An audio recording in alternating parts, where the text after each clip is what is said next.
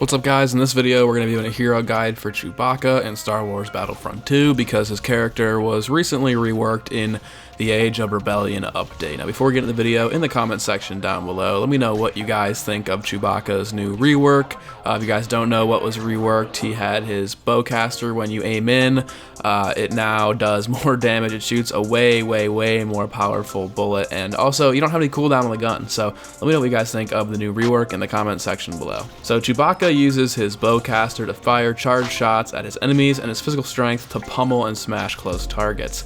He is hardy enough to withstand even the most powerful of attacks, and honestly the description for Chewbacca could not be better for him. Obviously he's more of an offensive weapon, but like his passive ability is his health. But he has three main abilities. His L1 is his Chakra Nade, his R1 is the Slam Charge, and his L1 R1 is the Furious Bowcaster.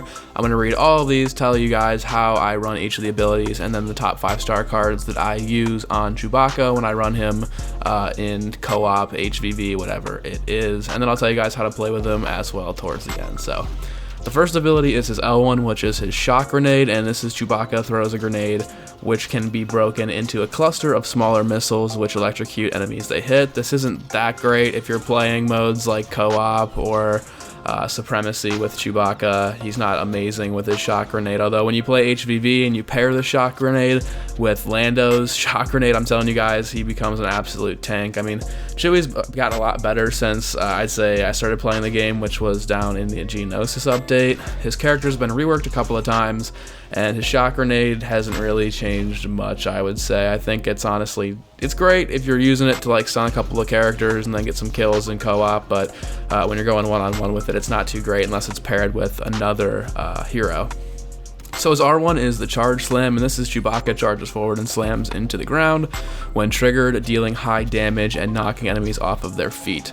This ability can be activated from in the air, and this is probably one of my favorite abilities to use in the game. Literally, you just press the R1 and he runs into a crowd of people. When you press the R1 again, he jumps up in the air and ground pounds pretty much anything around him.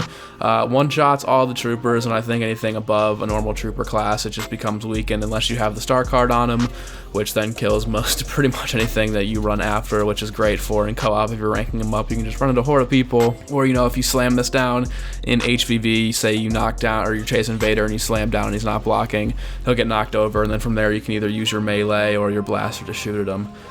And his third and final ability is his Furious Bowcaster. This is his L1 R1, and this is Chewbacca roars and overcharges his Bowcaster, enabling him to fire fully charged shots with no charge time. I think that this is obviously one of the best blaster abilities in the game because your blaster becomes not only OP against normal troopers, but when you're firing at enemy heroes, you can just absolutely tear down their health.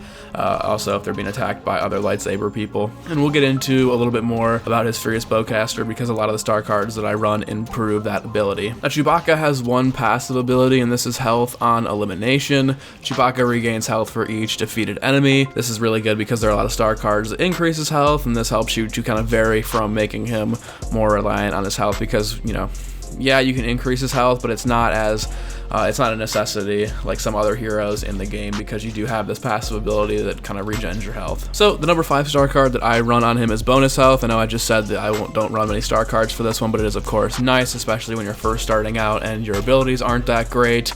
It's that his increased maximum health is all the way up to 150.